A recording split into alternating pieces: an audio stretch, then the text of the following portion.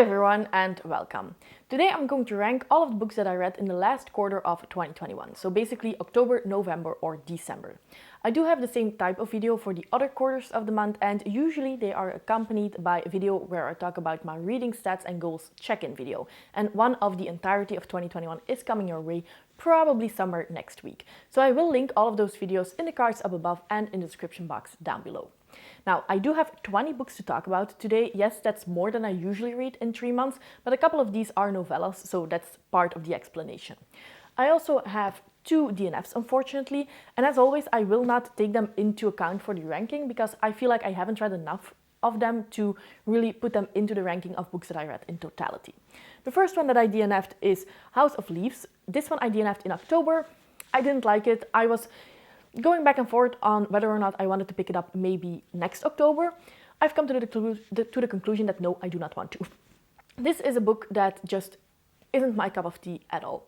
I can see that a lot of people absolutely adore it, but somebody that I follow on YouTube, and I will link his YouTube channel down below, said that this is a very pretentious book, and I cannot agree more. This book adds a lot of stuff that just makes it more confusing to follow. It doesn't add a lot other than to be able to say, well, I use all of these things. It uses footnotes, it uses different timelines, it uses stories within stories. And I think that the book would have actually been better if a couple of those things were just cut.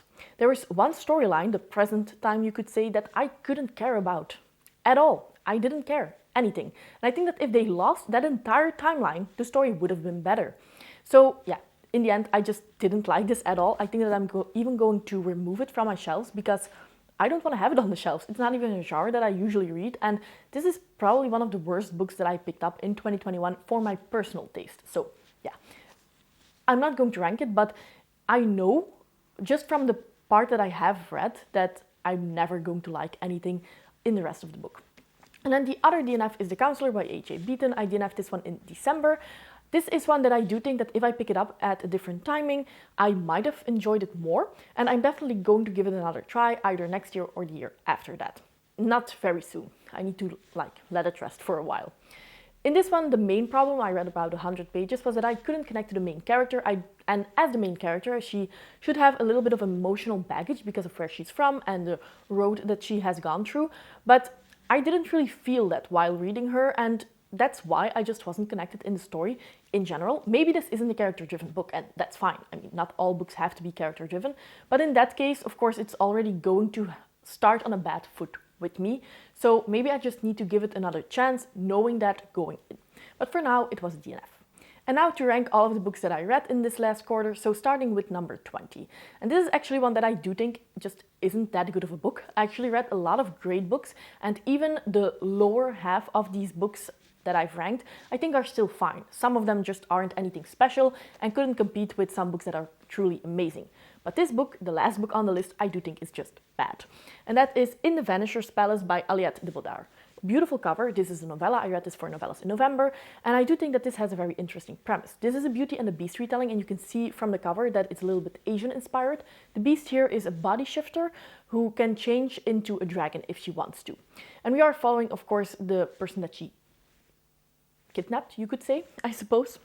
This one had a lot of interesting ideas. You have magic that is connected to genetic mutations, but a lot of the biology that they used as metaphors just didn't really make any sense. I also think that the writing style in general was very confusing and that the story was very convoluted. Often they went to a certain space or a certain location, and it took me a couple of pages before I realized, oh, this is where they are right now. They actually went to a different place. I think that the romance here, Beauty and the Beast retelling, we do expect some romance, wasn't handled that well. There was something apparently, but I couldn't see it. And the smut that was here just wasn't my cup of tea. So this one, I can't really say a lot other than that, a lot of good things, other than that the premise was interesting, and that's where it stopped, to be honest. Then the other one, this is my number 19. This is Ring Shout by P. Jelly Clark. This is not a bad book, but a lot of people were raving about this on BookTube, and I thought that this was going to be amazing, like something that I've never read before. It wasn't. This one, again, had a very interesting premise.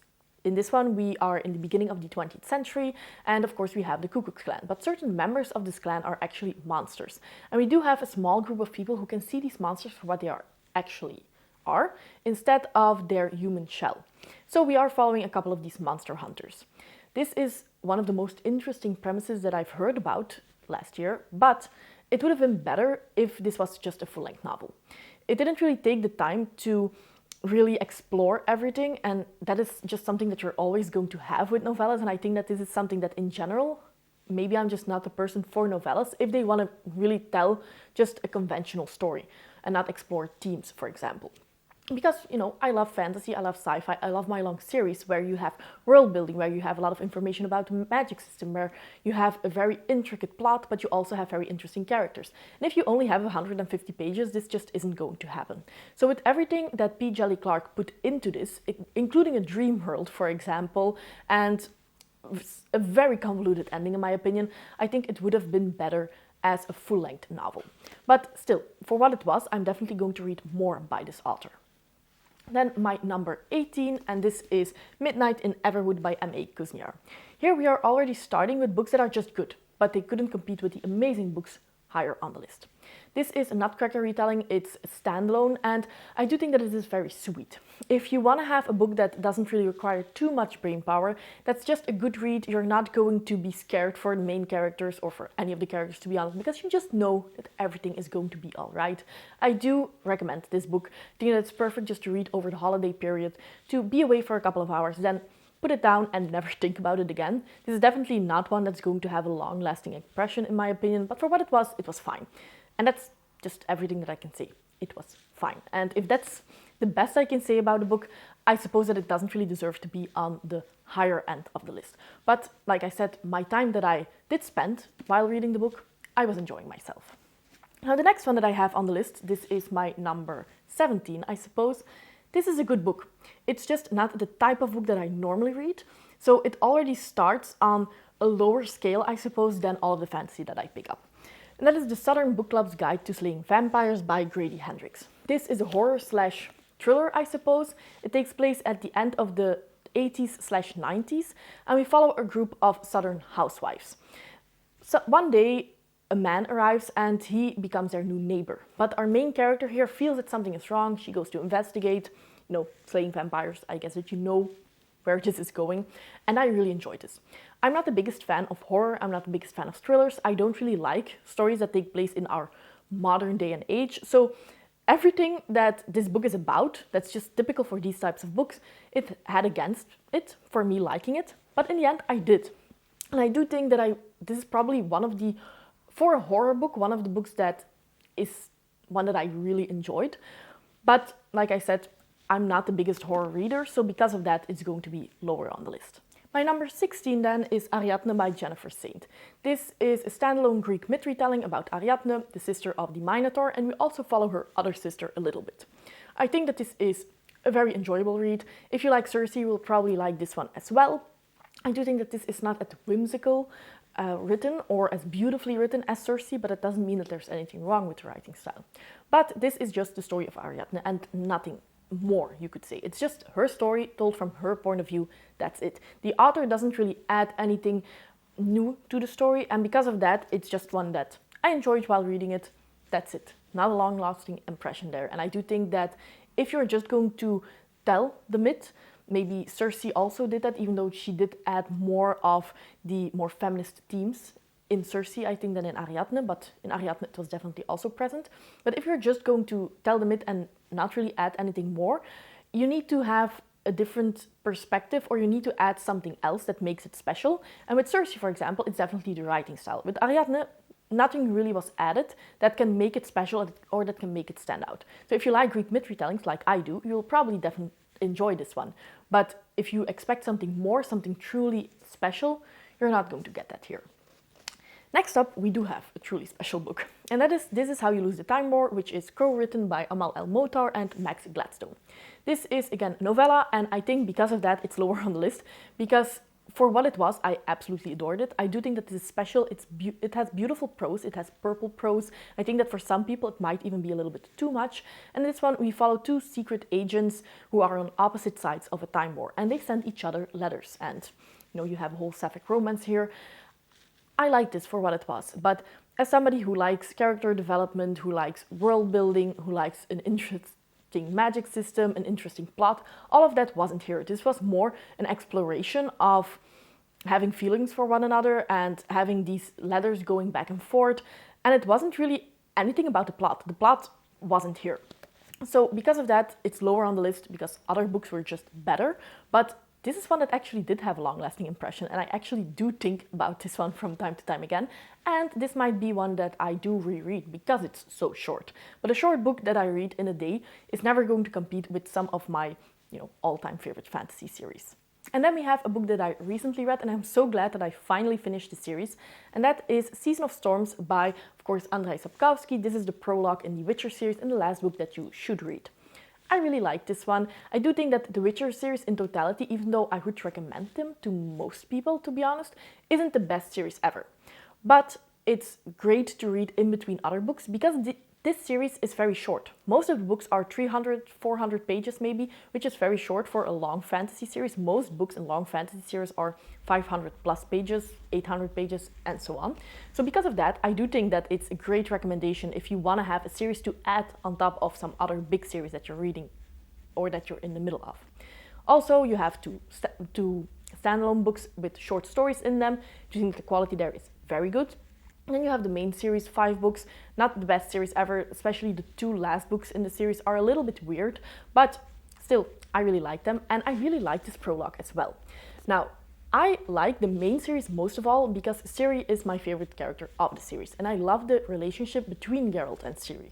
And I know that a lot of people, because of that, don't like the main series, because they know the video games and there you follow Geralt as a main character. Those people will probably really love this prologue because this prologue takes place before the main series, so before Ciri is present in the books. So here you really follow Geralt and Dandelion. Because of this, I just like this a little bit less than the main series because I like Ciri more. So that's why it's lower on the list, but I really liked it and I chuckle so much while I'm reading The Witcher that just because of that I absolutely adore the series. Next up we have the conclusion of the Ash and Sand trilogy, so of course Kings of Heaven by Richard Nell. I like this one. I like the entire series. I have a non-spoiler review for this one. I do think that the third book is not as good as the second one, but that second one was amazing, so I can understand. There were a couple of maybe almost easy things happening in this one. Even a couple of things that I thought were very confusing if you take it and then compare it to what we know from the first and the second book. But all in all, still a very interesting ending and a satisfying ending as well. So this is a series that I would recommend to everyone, to be honest. And I do think that most series suffer from middle book syndrome. In this series, the middle book, the second book, was actually the best one of the entire trilogy. And then we have a small book that I actually did enjoy a lot. And that is The Raven and the Reindeer by T. Kingfisher. T. Kingfisher is now an author that I will definitely pick up more. This is a dark fairy tale retelling of the Snow Queen, and it's just perfect, doing exactly that. You have animal companions here, you have a raven, you have a reindeer, and what I like most of all, you have a main character who is on a journey to save her friend from the Snow Queen, and during that journey she really discovers who she is and she learns some important life lessons. What I like about this main character is that she isn't stupid. She might make some mistakes here and there, but she learns from them. And that's just very refreshing because sometimes main characters can do very stupid things that make you roll your eyes a couple of times, and this character just wasn't that. Next up, we have The Mask of Mirrors by M.A. Carrick. This is a big book, and this was a little bit difficult to put on the list because some of the things that are in here, some of the chapters are amazing, the best that I've read in a long time. Other chapters dragged a little bit. I couldn't really understand what was happening here. I do think that the magic system could have been explored better and could have been explained better. Or, you know, I've talked about this a couple of times. Either you explain the magic system better so that we can understand what's going on if you go into detail, or you just brush over it and you make it be okay that we as a reader don't understand it. But this one was just in the middle between those two, and that's something that I didn't like. The characters are very interesting, the secondary characters are interesting. I do think that this is a mix of being very character driven, but also having a very intricate plot. So because of that, I really liked it, but I don't know if it should have been this long. So it had some amazing moments, it had some moments that maybe could have been skipped. Because of that, it's a little bit middle of the road here. It was a difficult one to put here, but I am very excited to pick up the second one because some of the things that were in here are among the best that I've read in 2021. And then next up, a complete surprise for me, and that is Blood of an Exile by Brian Naslund. So this one has everything. When you give me the premise, I would probably have said, I'm not going to like that one. In this one we have a dragon slayer, he's an exile, and slaying dragons is part of his punishment. But then he gets a message from the king that he can be redeemed if he does one last thing for that king. And that is to save his daughter from a neighboring emperor who has abducted her. That's it. It sounded very fast-paced, it sounded to have a lot of action, it sounded to have a lot of humor, and it has all of that. But somehow, it's still very engaging. I loved the main characters. I laughed out loud a couple of times while listening to the audiobook. I think it's very good. And it also has some more deeper themes about the ecosystem and what it means if we remove dragons from the world, for example. So yes, this one was a very fun book, and I wasn't expecting to like it as much as I did. And then next, the novella that I liked most of anything that I have read, and that is A Psalm for the Wild Build by Becky Chambers. This is a sci-fi novella, and when I talked about novellas and I said, often you don't have enough of world building or character development to make me invested, this one had. But there's a small catch that can explain it. This is the first in a series, so it does take more time. And I did feel like, yes, this is a novella, but it didn't really have a nice ending. So it's almost maybe as if they took an entire novel and then just divided it into two, and now we have two novellas that are being released. So it didn't really feel like reading a novella. But this is a super cozy sci-fi book. It's more character-driven than anything. In this one, we follow a non-binary monk called Dex, and we follow a robot, and we follow them as they get to know each other. And it's just super cozy, super cute. And because of that, it's very high on the list. And then we have The Goddess of Nothing at All by Kat Rector. This is a Norse myth retelling. I love Norse myths. I love Greek and Norse myths, but somehow I'm more inclined to like Norse myths. Something about the gods, something about the environment. It's more cold, it's more harsh environment. I just like a little bit more. And this one we follow Sigyn, who is the wife of Loki.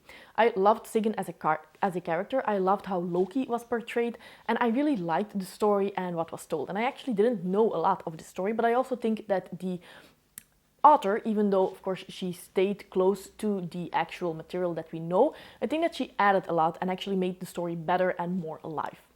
This one is the first of a duology. Most myth retellings are actually standalones, so I'm quite happy to finally have a series of it, even though it's just a duology. The second book is coming out in 2022, this year already, and I cannot wait. I really enjoyed this one. And then we have another myth retelling. This is a Greek myth retelling. It's The Children of Jocasta by Natalie Haynes. I love this one. I do think that this does something that, for example, Ariatna just couldn't do. I think that the storytelling here is a lot better than in Ariatna. In this one you follow two timelines, you could say, and you follow, first of all, a young girl in Thebes who needs to marry the king of Thebes, and then in a different timeline you follow a couple of princes and princesses who live in the palace of Thebes. I enjoyed this one. This is an Oedipus retelling, but even though you know the original story of Oedipus, you will still be surprised by this book and you will still be enthralled by it. I absolutely adored it. This is a very short book, and maybe that's why it wasn't higher on the list, but I enjoyed every moment while listening to the audiobook of this one. And if there's one Greek myth retelling that you should pick up, a lot of people might say Circe. I might say that this one is actually the better read and more engaging. It has a more interesting plot. I think that the main characters here, both of them, I could connect to them more. I felt for them more than I felt for Circe. So I haven't really heard a lot of people talk about this. I think that it's a new release of 2021, but I would definitely recommend Greek myth enthusiasts to pick this one up. And then next we have, again, one that I didn't really know where to put because it had some very boring instances and then it had some of the best fantasy that I've read in a long time. And that is The Sword of Kaigen by M.L. Wang. So this is an adult fantasy standalone. In this one we follow a mother-son duo during a war. And I thought this was amazing, but the first 100 pages were very hard to get through. There was a lot of info dumping, there was a lot of in-world terminology that made it just very difficult to follow and that shouldn't have been there or should have been explained better so that people could actually follow. And to be honest, those first 100 to 150 pages were difficult to get through. And if I was in a worse state of mind or just in a not that big reading mood, I probably would have DNF'd it at that point and it would have been on my DNF pile together with Counselor. But I just plowed through, and after those 150 pages, it became amazing. This would have probably been my favorite book of the year if it wasn't for those first 150 pages. But because of that, I just can't. It was very difficult to get through, and in the end, this is a 600-page book, so if 1/4 of the book is not enjoyable at all, it's immediately going to be lower on the list. But because everything after that was so good, it's still very high on this list. And then next up, of course, we are going to have Juliette Merlier on the list, and that is The Well of Shades by Juliette Merlier. This is the third book in the Bride Chronicles, and this is also my favorite book of that Chronicles. So I do have a non-spoiler review for the entire trilogy on the channel that I will link in the cards up above. This one was my favorite one because we follow Kaigen, who is my favorite character. This has a romance. I cannot go too deeply into it because spoilers for the first two books, of course, but I loved this romance most of all because you had some broken characters, some characters with baggage who learned to trust one another, and that's something that I always just really like a lot. And especially the ending here had a very big climax that I'm just going to love. I don't think that everybody is going to be a fan of this. If you don't like romance in your fantasy books, this is not going to be something that's going to be your cup of tea. But if you like it, I do think that the romance, especially in this last book of the trilogy, is exceptional. Next up, a book that I briefly discussed while talking about Kings of Heaven, and that is Kings of Ash by Richard Nell. So this is the second book in the Ash and Sand trilogy, and it's absolutely amazing. This is one of the best books that I've read this year, and of course also one of my biggest surprises. Kings of Paradise, the first book in the series, was good. It was very good. It made me very hopeful for the second and third book, but even knowing that, I was still blown away by the second book. How it can change your perspective about all of the characters that you've come to know in the first book is amazing. I've never seen an author do it to this extent and actually succeed and have a success. An amazing book with, for the entire series, one of the most interesting characters that I've ever read about. So yeah, definitely a very good book. And then next up we have a book that I've talked about a couple of times on the channel. That is The Unbroken by C.L. Clarke. This is the first book in the Magic of the Lost series. This is also the only book that's out at the moment, and it's a colonial fantasy. Not a lot happens in this book, to be honest. It's a very slow book, and plot-wise, not a lot happens. But we follow two main characters, and the inner struggle of these two main characters is just amazing to read. If you're a character-driven reader, I do think that you will enjoy this. We follow Touraine, who is now a soldier. She was abducted as a child, and she was forced to be a soldier for the Empire. She was originally from one of the colonies. And we also follow Luca, and Luca is the crown princess of this empire. We have a sapphic romance in this book, which was also just amazing and very well done, in my opinion. And yes, if you are a plot-driven reader, I would say this is probably not the best book to pick up. But if like me, you are a character-driven reader, I do think that you will absolutely adore it. And now we are already at my number 2, and that is The Grace of Kings by Ken Liu.